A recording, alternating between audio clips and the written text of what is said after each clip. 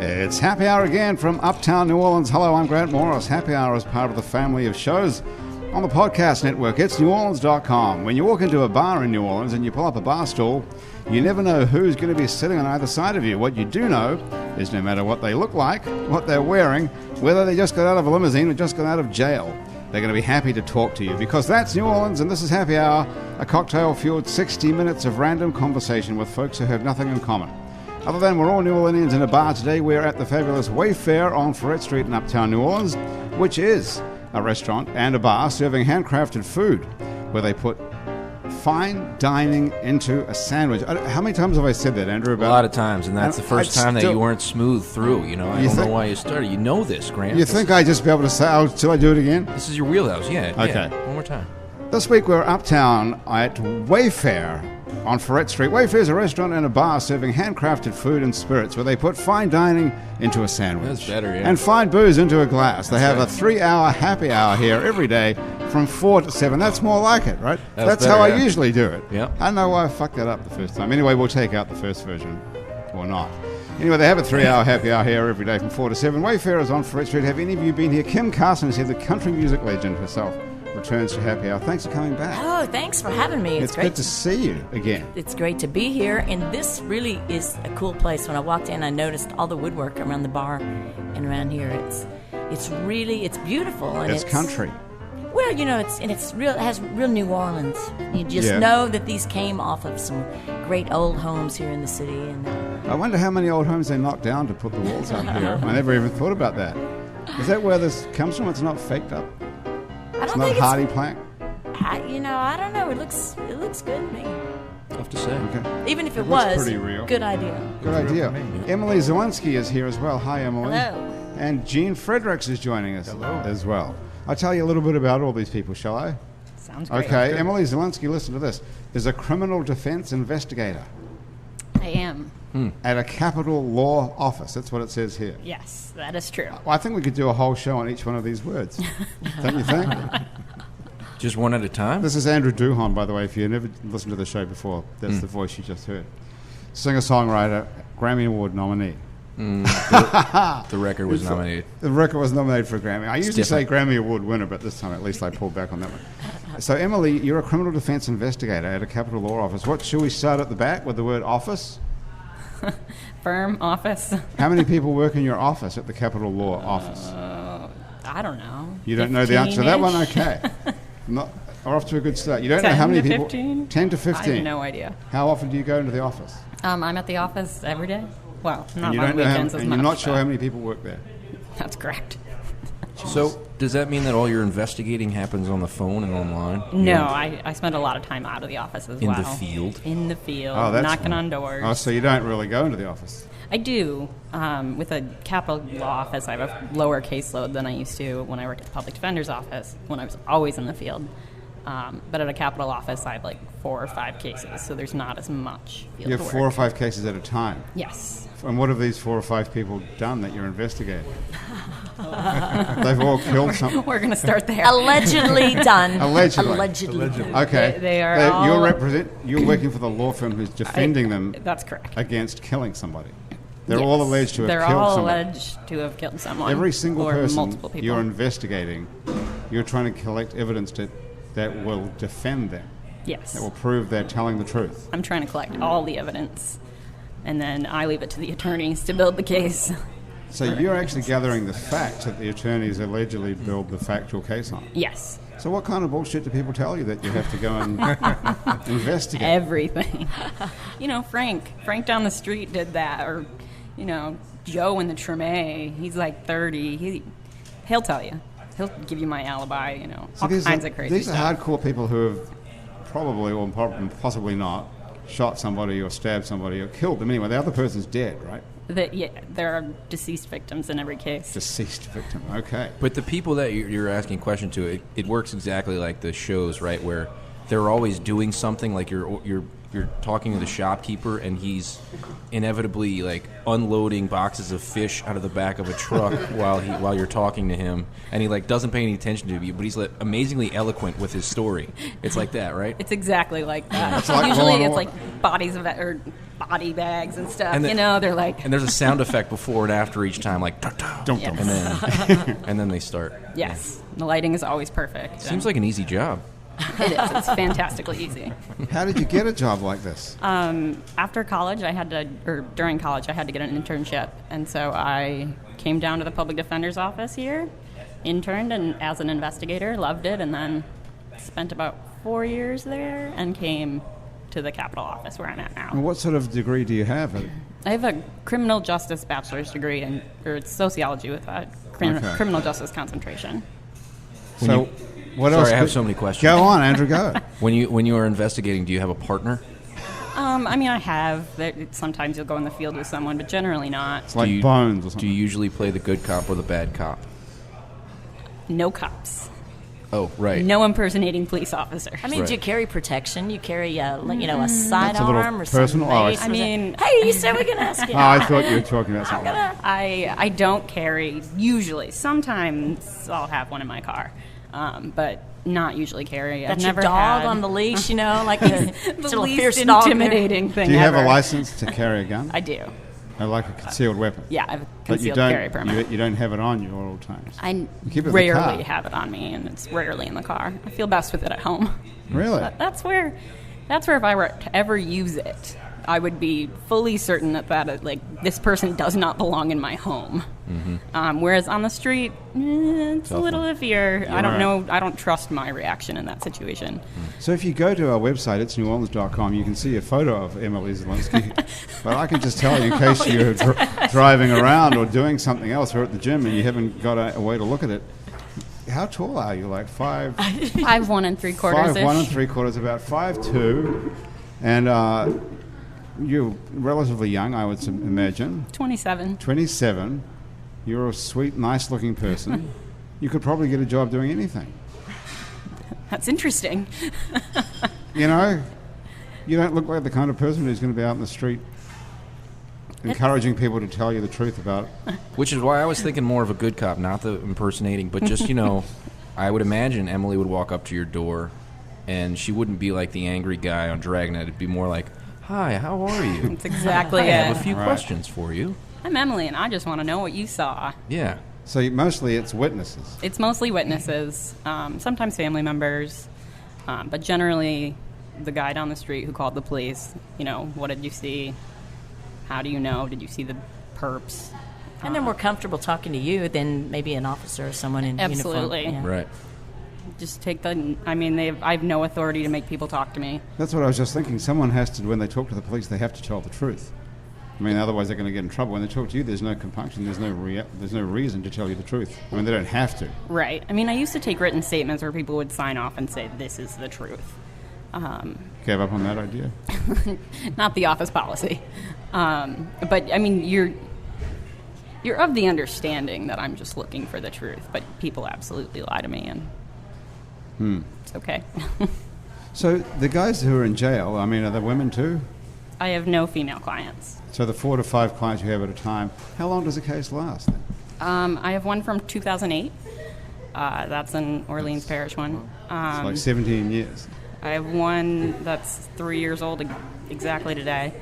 Happy birthday, Merv. Yeah. Nice. Happy birthday. Who did the guy allegedly not kill? That one's an ugly one. What happened? It's a triple homicide. Do you get paid 3 times as much? For I wish. What a bummer. But, no, I don't think I wish that. That's Some guy killed 3 people. I guess we could look all this up. Allegedly, of course. Allegedly. We could look all this up, of course, because it's all public information. It is. All these people. Yeah. So how do they get to your law firm who you work for where there's 10 or 15 people indeterminately? It's a little bit unclear to me. They are appointed a public This is a public defender? Yes, Or this is an pro bono? indigent office. So it's a public defender agency. And I think there are a few offices that take capital cases, and it's based on caseload, I think, and who's available to take the case, and then they're assigned to our office or another office. So if you kill somebody, or if I kill somebody, say, and I don't have a lot of money, am I likely to get as good a defense as if I was wealthy and killed somebody and can afford an attorney? Absolutely, and maybe better. Maybe better, so don't worry about it. I mean, I don't know of maybe O.J. Simpson. I don't know of any. Well, he's the one that comes to mind. That Right. you could get away with anything if you can pay enough money. Right. I don't know of anyone who's accused of a capital crime who's not considered indigent. Hang on a because- sec. You better go back a step there. I don't know anybody who's not accused of a capital crime who's not considered indigent. Everybody's Who is accused of a capital crime. accused of one. Yes. Who is So not everybody who considered- gets accused of murder is too poor to pay for an attorney. That's what you're I saying. mean, capital offices. Well, let's just be clear. Capital means I killed somebody. Capital means death penalty. Death penalty. First degree. So the shootings, generally like the shootings in New Orleans, are not coming to our office. They're not. They're not, because they're second degree murder charges and they're going to the regular public defender. Are you with this, Kim? Are you I'm paying with you. attention? No, yeah, I'm What's listening. going on there? So who goes to your office? Who do I have to kill to get to your office? A child under 6 or 12, I can't remember, 12, and or an elderly person over 65, or a law enforcement So officer, there's different. or Well, there's different There's different qualifications. types of capital or in the offense. commission of another crime. Okay, Multiple it's too much to victims. write down. It's hard to remember for the test. This one. It's best to just not kill anybody. Emily, how do you- I don't give legal advice, but Right, stay away from. But It's if I frowned wa- upon. yeah. But if I don't have any money and I want to kill a kid under 6, no worries. Cause Under 12. Under 12 or over 60, I'm not saying Someone's you won't gonna- go to jail for I'm the gonna- rest of your life. but I'm going to get as good a defense as if I was a millionaire and I you could can- hire O.J. Simpson's attorney. Count on the That's fact good that to know, like, Kim. public defense. Did you have a few drinks tonight down on Bourbon Street? There you go. Where are you playing?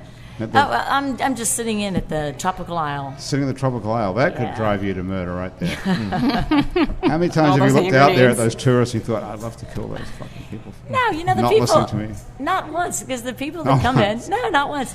You know the people. No further questions. They come to New Orleans and they came to have a good time, and so they're Right. already happy. You know, they're having fun. Oh, we just have to have fun with them. That's it.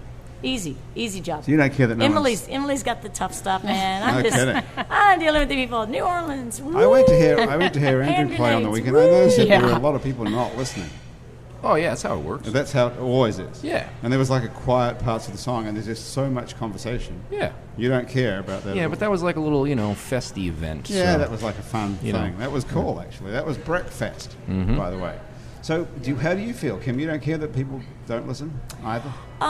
You know, when I'm doing my band and I'm doing my original songs, and you know we're on tour and people pay a cover to get in, they pretty much sit and listen. You know, Yeah.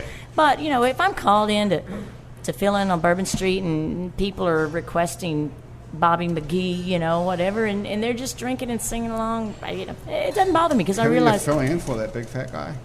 Are you talking about my brother, Big Al Carson? Yeah, Big Al Carson. No, He plays the Tropical Isle, doesn't he? he plays next door at the Funky Pirate. Funky pirate. Who are you filling in for at the I Tropical am filling in for Kathy Pace and Donna Slater, some who Andrew knows from the Floribama. And I used to have a regular gig down at Tropical Isle, but I tour Right. so much that I Yeah. gave it over to the girls, and when they can't make it, I still get to come and play. And Say their names again?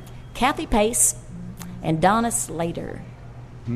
If you Last ever time you said it with more of a twang, that's why I Can you do it with the twang again? That was great. you know, I never think about my twang. I don't have an accent, by the way. No, sometimes you have that country twang on some words, and other times you don't. Where are you from originally? I was born in Oklahoma, grew up in Texas near Amarillo. Oh, that'll so, do it.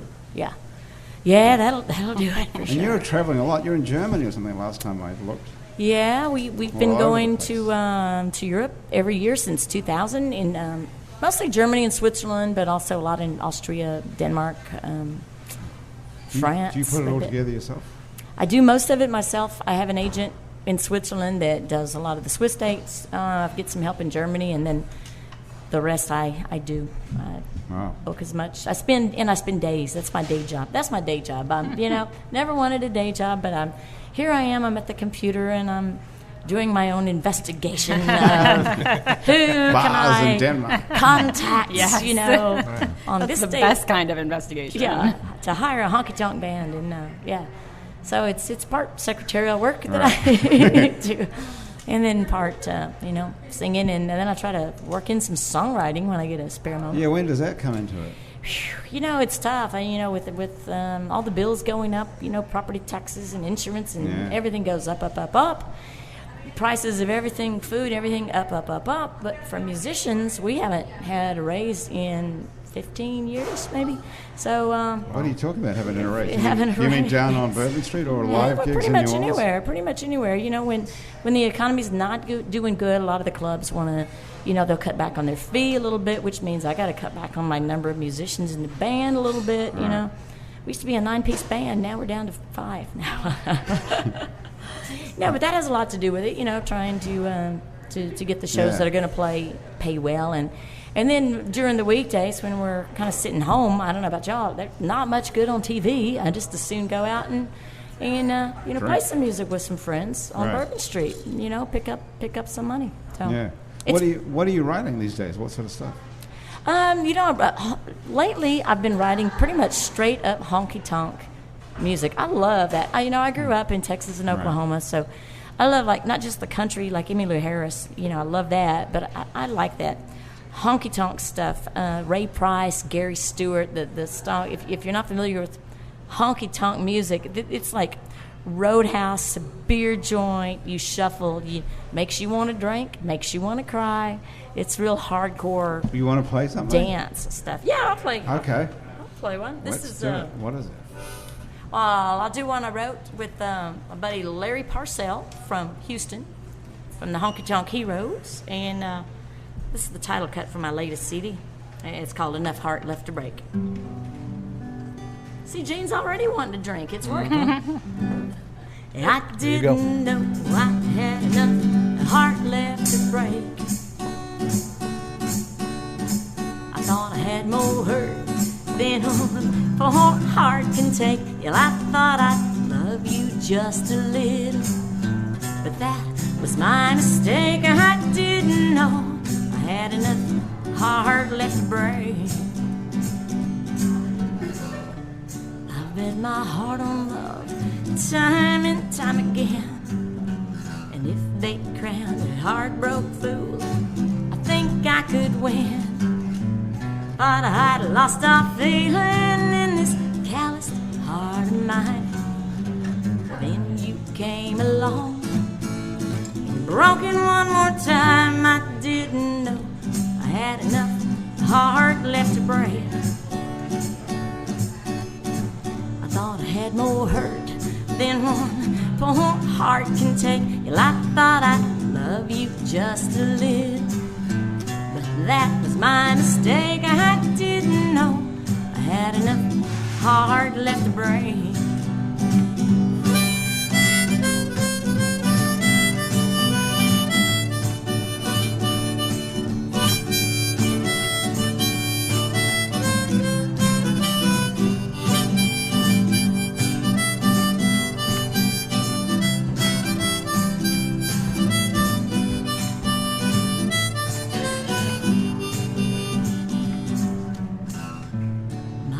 Been torn up, it's beaten and bruised, it's been battered and tattered, shattered right in two.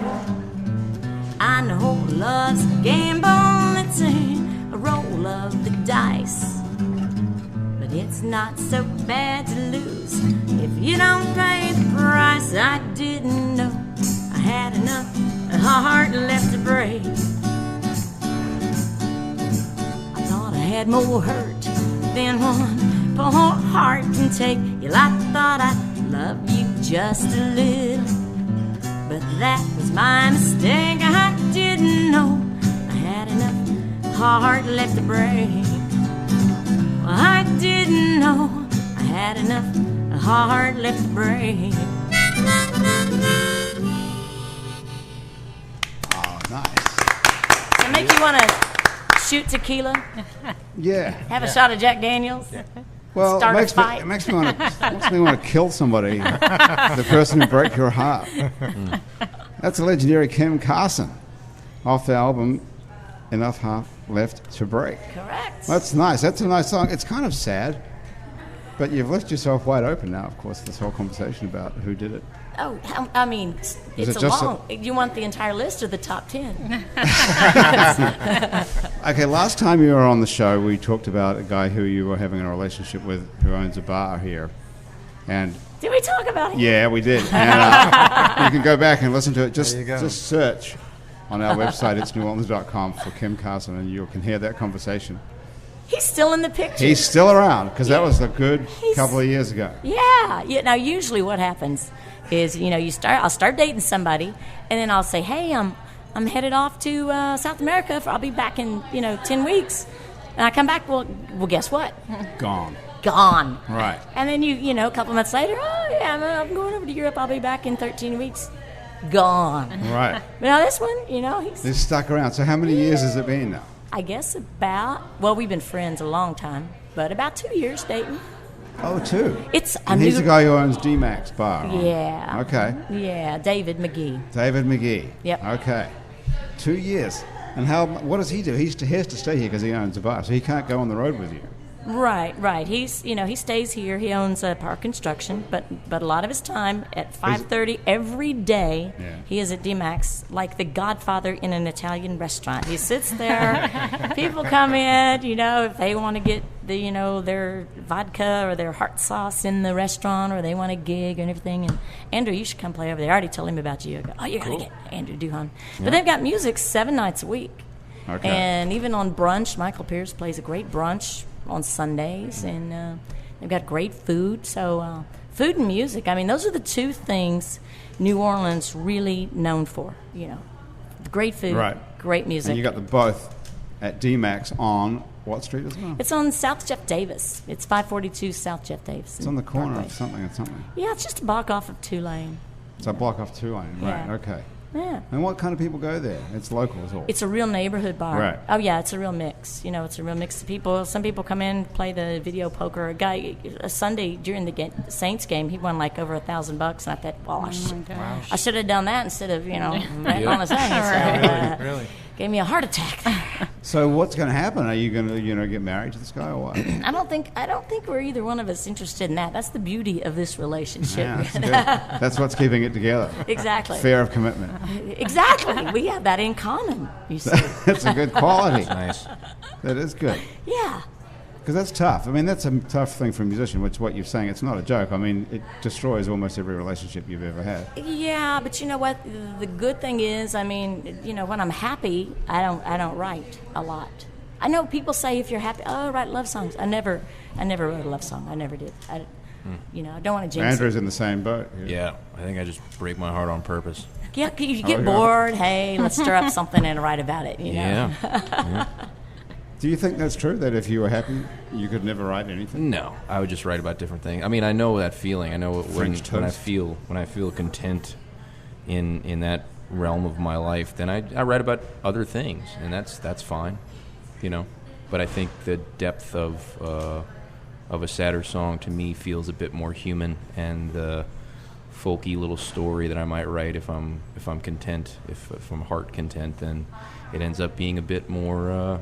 A little more on the surface, and do you think so? Yeah, well, just for me. But you know what that is? Happiness? It's only because maybe I haven't reached the comfort zone to express what the love song is yet. The sad song is easy. And maybe that's just a fear in me. I think that song you played the other day was about the street festival. Oh yeah, that's an upbeat song. That's nice. Yeah, had the whole crowd on its feet, and that was the biggest applause you got the whole day. Is that right? Don't you think? I don't know. Do you find it's therapeutic too? Like when you're hurting, you want therapy. You want to, talk it out. And when you're happy, man, you just want to go on having fun. Yeah. So. Yeah. I think I like the idea of love songs that are about imperfect love. So, the love songs that I grew up listening to were about a love that was as pure as the mountains and like a river stream. But I like the idea of a song about making it work, because I think that's more honest. And so, that's what I want I want to see about that. Start, Okay, you know. your turn. All right.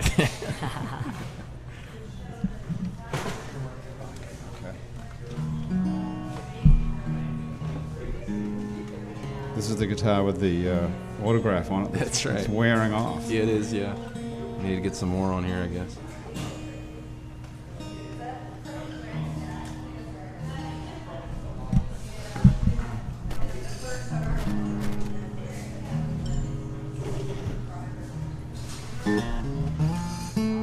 Oh, you know what? I just realized it's in a different tuning. Okay. You know what? While you're tuning that, I could just do the commercial. Sure, you could. That could be pretty funny, actually. I'm almost there, and then I'll play you something more musical. Okay. All right, where are they, though? I'm really fucked up today with this whole thing. Here it is. Here we go. The show today is brought to us by Petite Pet Care. If you're going out of town or you have I just met someone today at the dog park who is going out of town and has a crazy schedule. How about that? Wow. I was thinking about this thing when I met her today. I said, what do you do? She said, I'm out of town a lot because I've got a crazy schedule. I'm like, hey, you could deal with Petite Pet Care. And the dog's called Huck.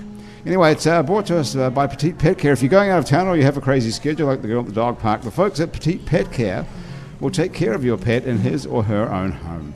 For loving care when you're not there, you can go to petitepetcare.com and get hooked up. Thanks also to Basics Swim and Gym, where they have a full range of fashion swimsuits, workout, and yoga clothes with style. Gene, do you do yoga? No.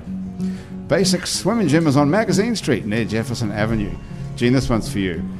Today's show is brought to us by Hangover Destroyer, the only all-natural product medically proven to prevent a hangover. Go to the Hangover Destroyer website. It's called hdestroyer.com.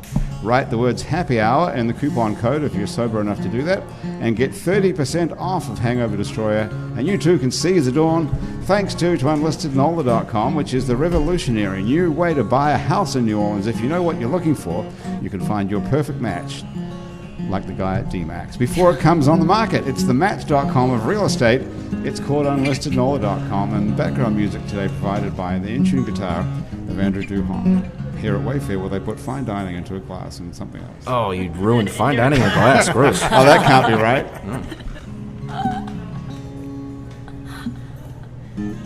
Take two.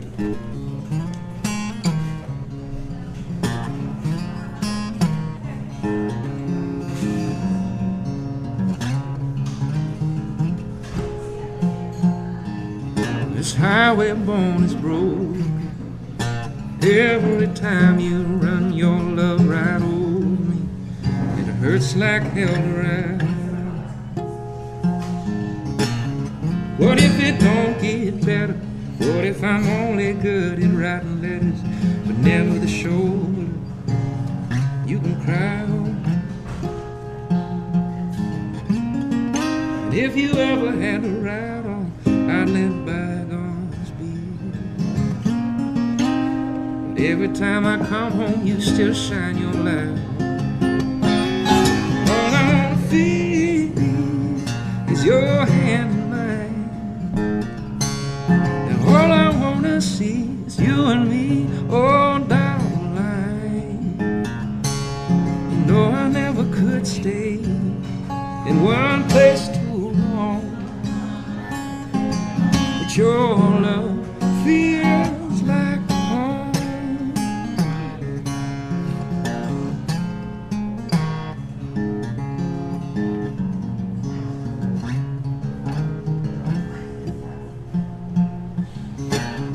"30 years with rules counting, pushing these rocks of mine, and I know it's weighing on. When it's nowhere on the road signs, still I search these minutes for just one line that just might reach from here to California. If you ever had to ride on, I'd let bygones be. But every time I come home with you, still shine your light on me. All I wanna feel is your hand in mine, and all I wanna see is you and me all down the line. You know I never could stay in one place too long,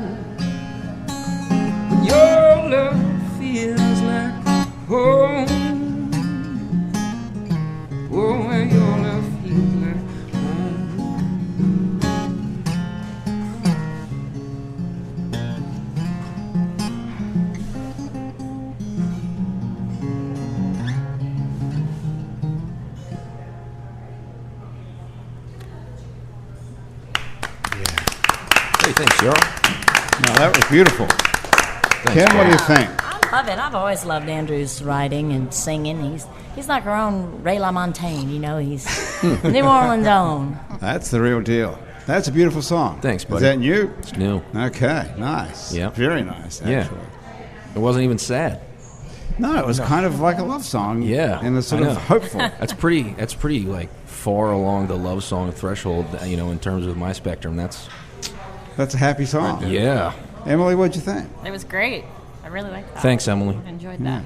It's off the forthcoming album, Probably. Fill in the Blank. Titled Fill in the Blank. That's a in the good blank. title. It's called Bad Cop. Gene, you've been pretty quiet this whole time. Well, you haven't asked me anything. Do I have to? What would I ask you? Well, you're usually on the other side of the microphone. I am. I'm normally on your side. What would you think I should ask you then, as a professional interviewer? You know, Where'd you get them shoes? where'd you get them shoes? Yeah, that would be one. Yeah. I normally just figured you'd ask whatever you asked, and I'd answer whatever came to mind. Okay, so you're a documentary filmmaker. I am. That much Now. I got right? You got that exactly A documentarian. And I'm very interested to read this bio about you because you made a film called I can't even say it. The Phantasmagorical Clarence John Laughlin. Oh, Laughlin, that's pronounced. Yeah. L-A-U- Actually, Laughlin or Laughlin. He pronounced it Laughlin. Laughlin. Okay, I'm going to have to do. Well, you just did. Do it again. Say it again. The Phantasmagorical Clarence John Laughlin. Okay. So it said here in this thing that they gave me about you that you started making this film in 1977. Yes. So you're a pretty slow worker. That's what I figured out. Very deliberate, though. I lived in New Orleans from 74 to 79, and I was an artist and I was a television director and an editor. What did you direct? I was at WGNO as a television director there, and I did a few late-night TV shows and other things. And then Really? Like what? What were we? There was a show called Graffiti that was on. Yeah. It was a late-night TV show, went on like at 11 and went off whenever it went off. And For real? It was like a live to-air show that started at 11 o'clock. Absolutely. And you directed it? Yes. Oh, how cool And I is produced that? it. I was co-producer and director. Yeah. Well, it was, What years was that? That was probably like around 76, 77, 78. So you were like, what, 16 or something? I was 12. 12. No. Awesome. I was a little older than that. But they gave you, what station was this? W what? WGNO. And what number is that? 26? 26. They gave you live to air, a studio and cameras and a crew and whatever you wanted. They at did. 11 o'clock at night. They It said, did. over to you. It's all yours. They did. Oh my God, that must have been And what, amazing. it's pretty scary. No for kidding. them. How exciting for you that. And what did you have on the show? What was it? Well, on that one, we would have, it was mostly like a movie show. He'd have guests, and, it was like a late night talk show kind of thing, and it was some movie that would show. So it was like this. It was It was something like this. It was something like this. And then there was also another show called Sterling Smith, and he was a film critic. Right. And there was some interesting stories there where he had Marilyn Chambers on one time, and Tell us who Marilyn Chambers is. For Marilyn Chambers was a porn star. There was porno movies back in the 70s. There was porno. She made Behind the Green Door. You'd have to go to the porno movie theater to see these movies. There was Absolutely. no way There was to see them. There was no way. There was no video cassette even back then, right? So that was a scary one because they. So how did you get to be a porno movie star? No, then? I did. Well, how did she get to be? Well, how did anyone get to be? She was also the person that was on the cover of the Ivory Snow box. Wow. Yeah, so that was a different era. Yeah, so that was a scarier show than Graffiti. But she was nothing to do with she Clarence was a John model. Laughlin, though. She was a model who had sex in front of a camera to pay some bills, assumedly. Apparently. And so, if you were a porno movie star today, I mean, you can be a movie star, quote unquote, for a week and then give it up. And I mean, these people come and go, and there's thousands and thousands of porno things on probably being made every month. But back then, there must have been very few, I would imagine. I think what they did was, this was the Mitchell brothers. They were in San Francisco, and that's why it's an interesting story because it's a family. It was a family, and one brother killed the other brother. And it was a very Emily. Exactly. He needed. Sounds like a good investigation. Exactly. I knew there was a tie in there That's a great story for you. And so porno film producer brothers. right. One killed The each- Mitchell brothers. The Mitchell San brothers. Francisco, yeah. And what did they kill each other? What did they? Well, allegedly- apparently he killed him to protect himself from himself. It sounds odd. But Emily? I'm not Take sure on- about that defense. I don't think it would have. Yeah, but he got off. Actually, he only had to spend like 5 years in jail. Well, I'm And- not going to and- touch the obvious Too joke easy. there. Too easy. But this has nothing to do with Clarence John Laughlin. No, I'm sure it doesn't. But Bring we're it not back to talking that. about. I know, him. I know. We're talking about the show that you. I can see myself going down this squirrely path. I here. will. Okay. We'll get back to Clarence John Laughlin in a minute. But this is great. So you had a TV show that was live to air, and among the people who were on it was the director of a porn. Actually, she was on, and the director. So the guy that was actually killed was actually on the show as well. The 2 separate episodes. So there was, and the story I was going to tell was we taped her, and we rewound the tape, and the engineer managed to thread the exact same tape up, and erased it by the video that we did of the director. So the show was supposed to go on live on Sunday night. So we had to wind up, not live, it was supposed to be taped on Sunday night. Yeah. So the producer had to convince Marilyn Chambers to go on live on Sunday night. You do it again. That was Sorry, we for me, screwed- that was very scary. What did she look like, Marilyn? She was Chambers? beautiful. I mean, Can she we was, please I Google mean, her think right about now? it. Somebody should Think Google about her. it. All She- of our I am phones thinking so are I don't, you can put a picture up on your website. Yeah. But she was quite something. Maybe a we- link to a video or something. I don't know. Can we? Hey, have a look. Emily's checking it out right now. checking. Emily's doing a little research here. So, have you seen a Marilyn Chambers movie? I saw that one. What, Behind the Green Door? I saw it Behind the Green Door. And what is it? The typical story? Someone knocks on the green door and it's a special delivery. I have to come and fix the cable or whatever they Yeah, have. it was very special. What was the plot? Actually? That she was kidnapped and winds up getting brought to. Oh, I can't wow. believe I'm telling this story. She was brought to. There she is. Let's have a look. She was brought to this club where everybody was in the audience watching her have sex with lots of people. Huh. So that was the premise. So she was behind the green door, and when the green door opened, she Take came a look out. at her. She's gorgeous. So she was the plot of the movie. She's kidnapped and taken to a sex club where she's forced Yes. to have sex on stage in front of a whole lot of people. Yes. Which actually must have really happened. They actually filmed that. Oh so yeah. you get to be an extra in a porno. But the people in the movie actually have masks on, kind of like So, Oh, this is great. So she's held captive against her will and has to have sex with various people on a stage. And then how does she get? What's the twist? How does she get out of it? She get there's rescued by- there's not a real deep plot to this. She basically gets out. I think her boyfriend kind of rescues her at the That's end. kind of creepy though, because most of the porno movies, of course, I've only seen about 6,000, but most of them are not women having sex against their will. Well, you should check Quite this the one out. opposite, in fact. So that's times have changed. That would be creepy Times today. have I changed. don't think you would want to see that today. I mean, that's not true, of course, but there's a market for everything. We figured that much out. But that's unusual, that plot about a woman having to have sex against her will, isn't it, Emily? It What do you is. think? It seems a little rapey. Yeah. It A little yeah, it was rapey. Well, kidnapping. Oh, and she was in New Orleans to promote her film at a women's film festival at Tulane. at Tulane. Tulane. The irony in that was just amazing. Wow. Way ahead of her time. Way ahead of her time. What were the other films in the women's I film have no festival? idea. I have no idea. At that point, I was pretty panicked because we had to convince her to do it, to come on the show the next night. They were the days, I guess, so when people were in New Orleans for a while. People would come and make a media appearance. Now you're here for a day and you're gone again. She was here for the weekend at this. For the weekend, yeah, I think. How did you? Can you remember what you said that was convincing enough? Did you say I'll take you out the for dinner? The producer was Did the you one have that to make out with her or anything? actually... No, damn. Yeah. But no, the producer actually talked her into it. I was actually not happy that he had convinced her. up. Yeah, exactly. Thank you. That's amazing. That's a pretty bad screw up. There you go. I don't think you could do that. I didn't even know you could tape over. I Yep. guess you can, obviously. I guarantee you Yeah, can. you can. Wow. Did you fire that guy immediately? Well, it wasn't up to me to fire him, but I was Oh. I was not happy that he did that.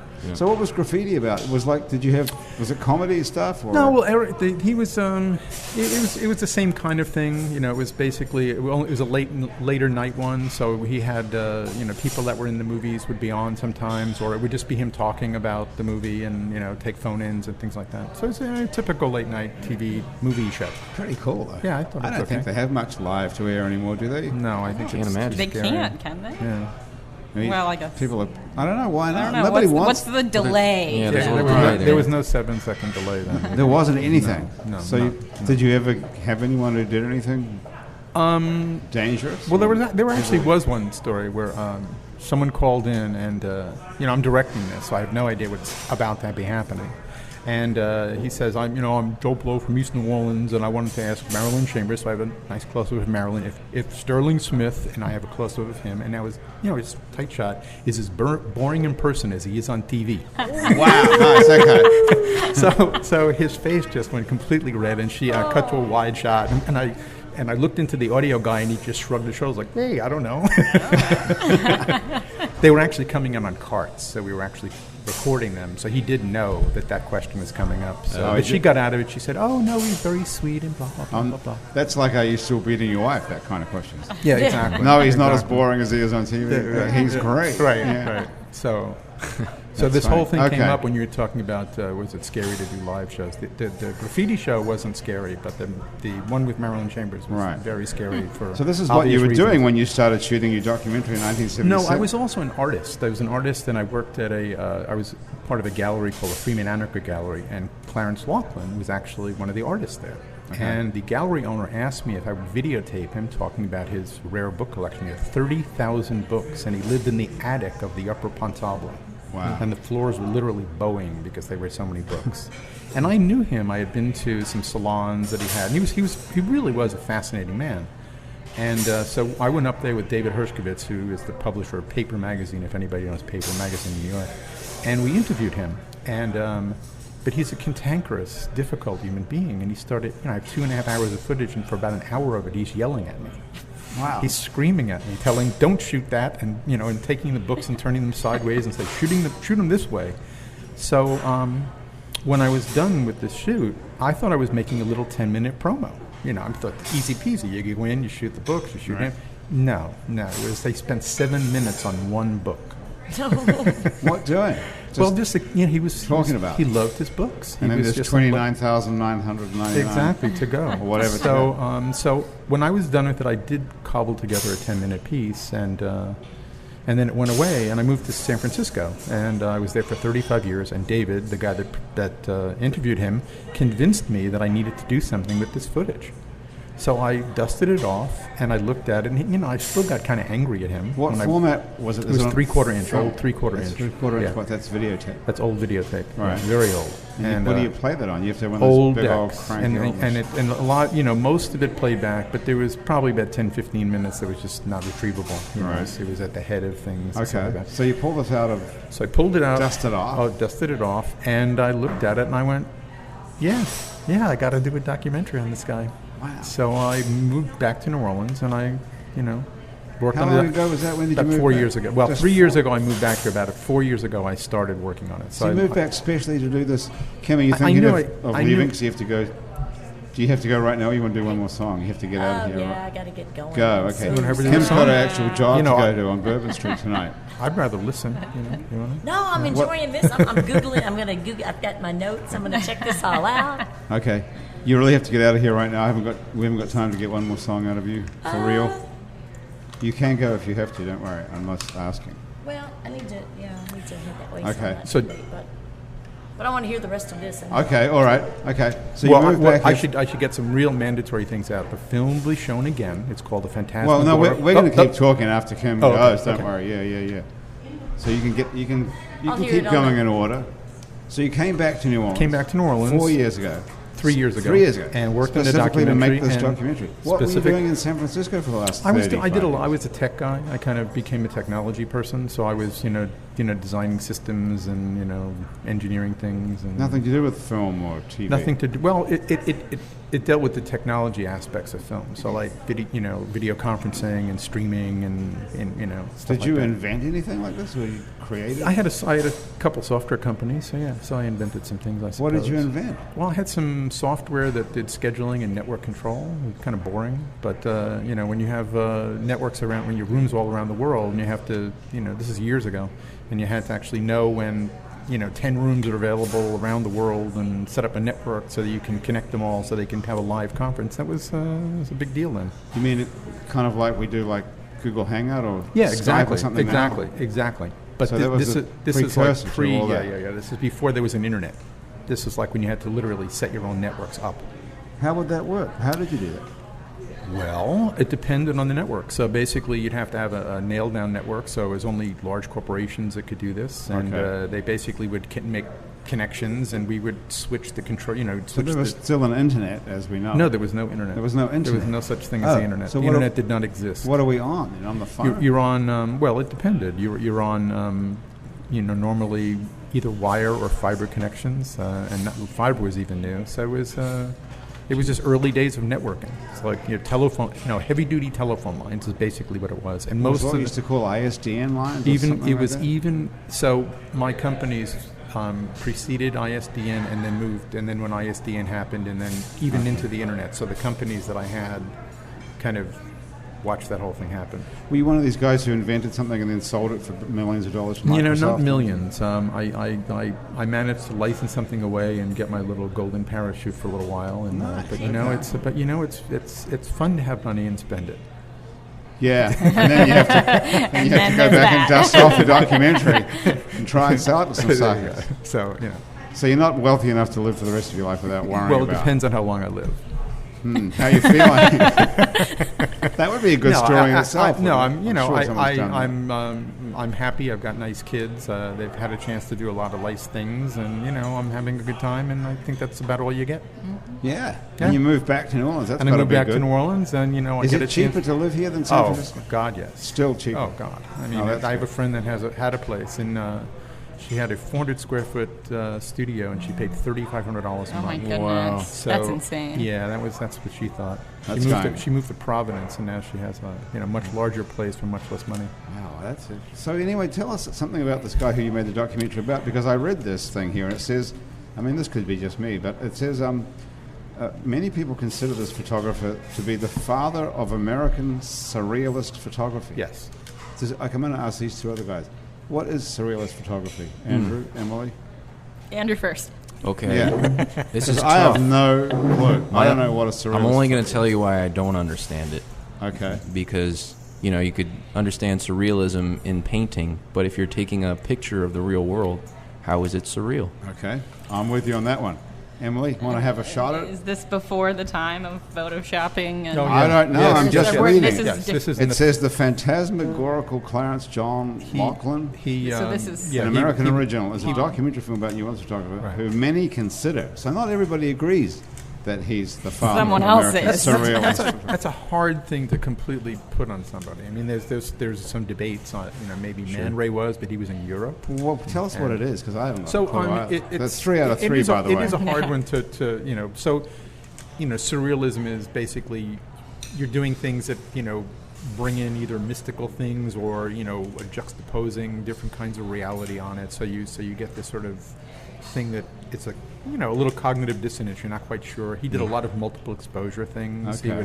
He would have draped women and On purpose, not on like the guy purpose, fucked and, up. exactly. And he would put them in like cemetery scenes or put them in.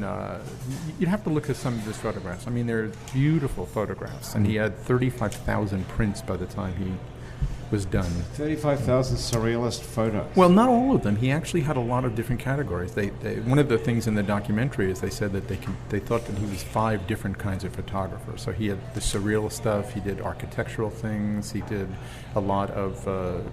There's 3 other categories you could probably look up. Food. Food. What else do they take photos of? Fashion? Fashion. Themselves.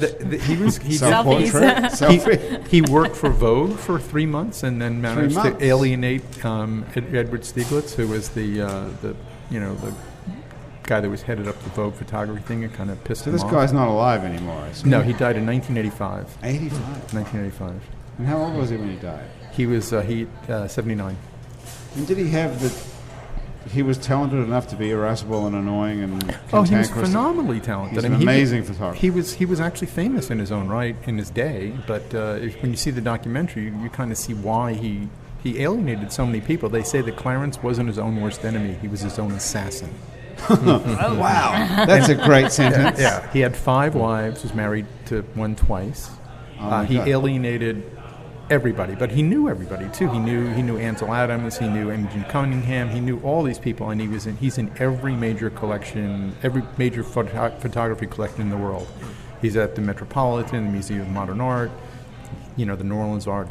And the Historic New Orleans collection has his archive of all those photographs. And is he considered to be a valuable asset if you invested in a photo? Yes, but not to the degree that he should be, which is kind of the tragedy of what he did to himself. That he managed to alienate. He didn't want to participate in the game of making yourself famous. He didn't fit into the fame ecosystem.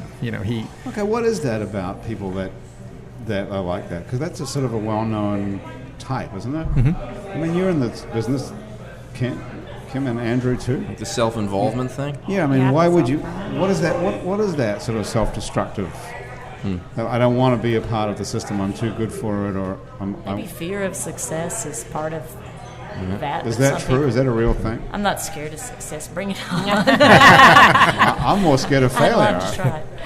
But what is that self-destructive quality in people who don't want to be a part of the game? And you hear that a lot of people who are super talented and shoot themselves in the foot. Mm-hmm. Is that what motivates that? Well, I think, like Kim said, maybe it's an element that they're subconsciously fearing the idea of the epitome of what their success could be. But it could also just be a byproduct of some neurosis that also makes them clever and creative. They could just be nuts a little bit, and I think a little bit nuts is kind of good for creativity. Yeah, I think in Clarence's case, I think that he was controlling, but he was also passionate. So he had his way that he wanted to do it, and that was the way it was going to be. And it made it very difficult for other people to come in and do things with it that could make it more saleable or make it more notable. Do you see that, Emily, in people who kill other people? Is that is there a constant sort of a common self-destructive kind of quality that you find? I mean, the people who kill are just, there's such a background and stacks of abnormalities behind them.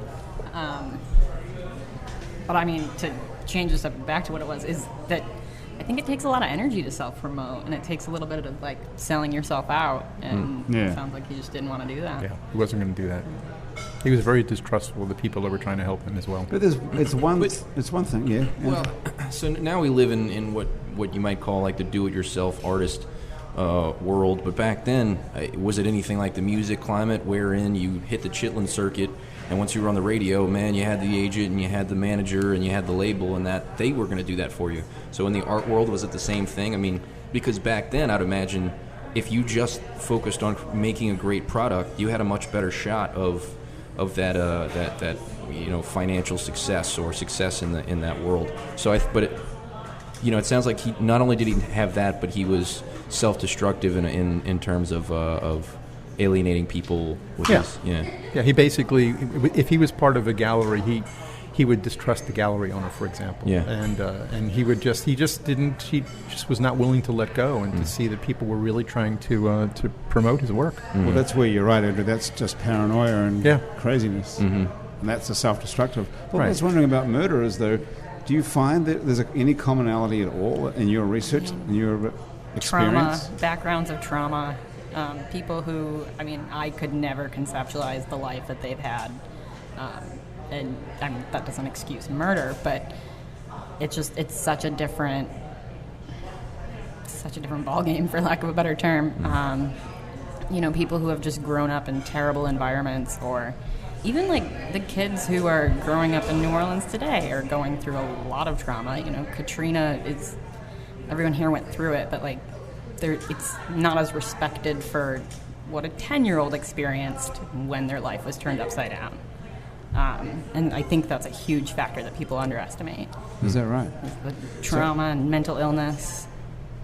Right. So do you think there's any way of being able to accurately predict who is going to be a murderer and who's not? Could you hit that off? There are qualities about people that you could sort of see, the impulsiveness and rage. So you can see that in a kid who is age 5 or 6. Sure. But that doesn't mean they're going to turn to murder. No, but it's an indicator. It would be useful information because I think just today, actually, somebody went into some campus somewhere, and I just heard the news coming. Right, stabbed a whole bunch of. What the fuck's up with that? I mean, every couple of weeks. Stabbing is a very personal, right. It's not as hard to pull a trigger as it is to put a knife through someone. Right. What kind of person stabs somebody then? And college students in a rural town. I mean, I just don't think we're ever going to know who those people are going to be. You don't. Well, it's easy to go in hindsight with. But the people with the same problems who aren't going to stab people necessarily need help too, and I think what we were just saying was whoever was able to stab college students with a knife probably had some things going on in their head, and regardless of whether they would have stabbed that whatever that condition is, that's not that our society isn't quite taking care of, diagnosing and offering help to, that's a problem whether that person's a future murderer or not. Mental illness is a huge issue, especially in this state. I mean, there are no resources. Right. But it's so easy to look back at the mass shootings, like Sandy Hook or the Virginia Tech, and say, well, this person had all these indicators, and they called their therapist or whatever. I think there was the Aurora shooting, but so many people do that. They have these signs that are just not taken care of. But someone like you who's in this position, who's actually doing this firsthand every day and can see this. I mean, there's other people like you. You're not the only person in the country doing this. Absolutely not. There's all kinds of people in mental health that are doing this.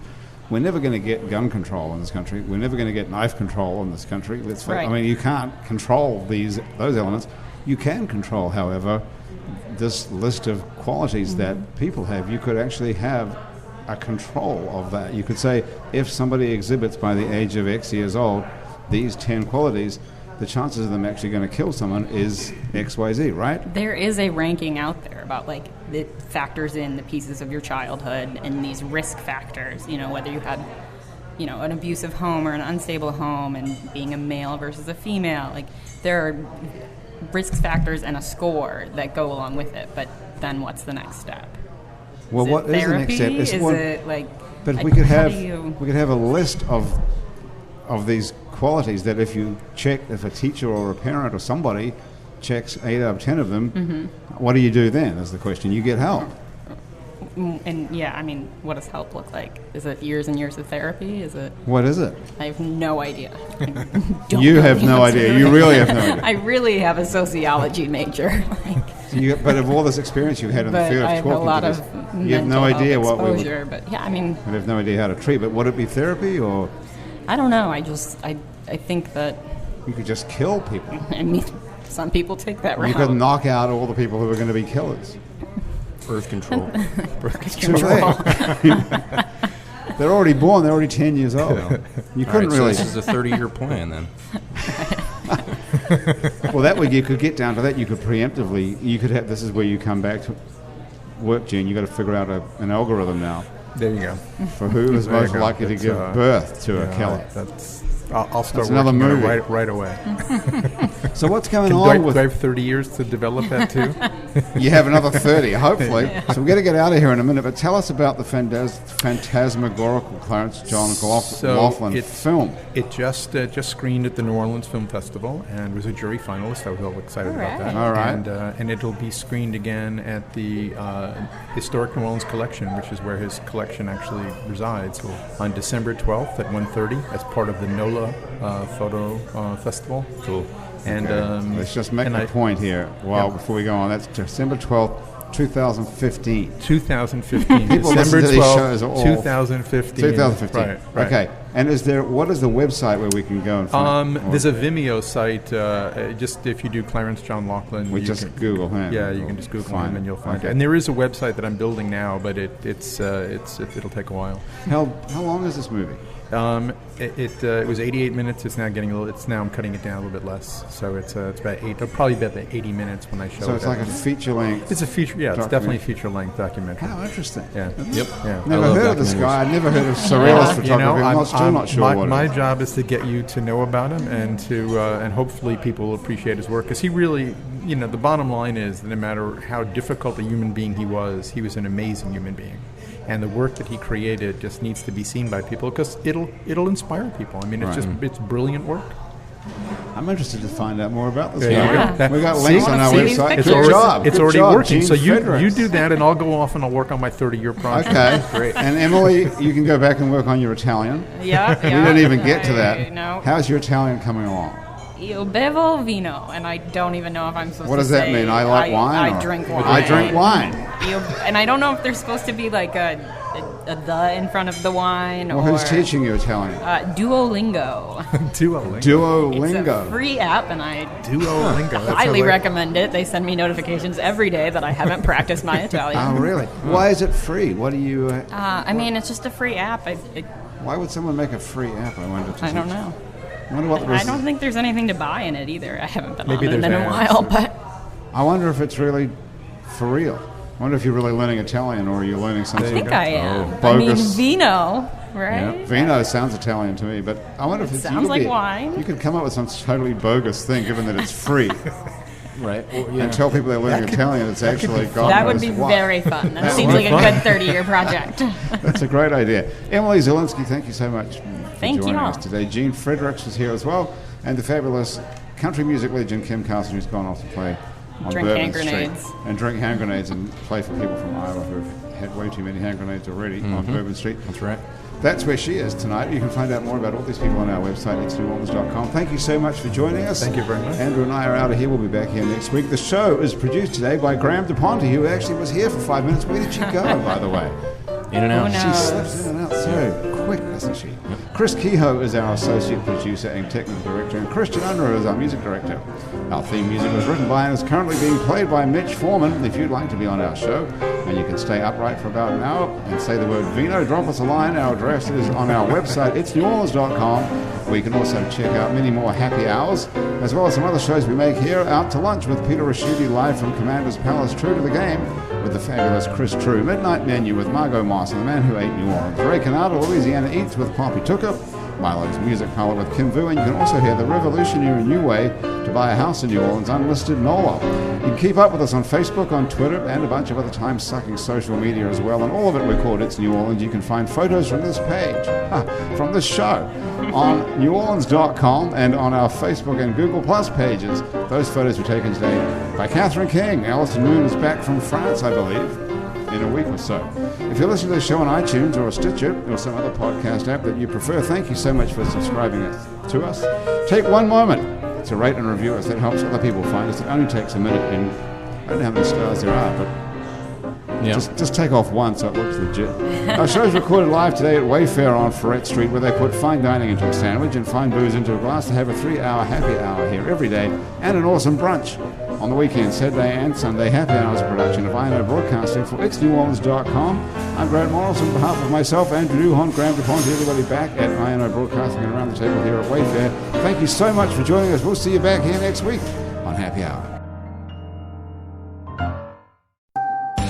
Right now, you can get both Sprint's unlimited plan and the all-new Samsung Galaxy S10 included for just $35 per month per line for 5 lines. All you need is approved credit and an 18-month lease. No trade-in required. Visit a Sprint store, sprint.com, or call 800-SPRINT-1. S10 128 gigabyte, $10 a month up to 2050-month credit applied, then 2 bills are canceled early. May balance due. Limited basic after 9/30/20. Pay $32 per month per line. Auto pay data deportization to congestion speed. Maximum 0 stores and restrictions apply.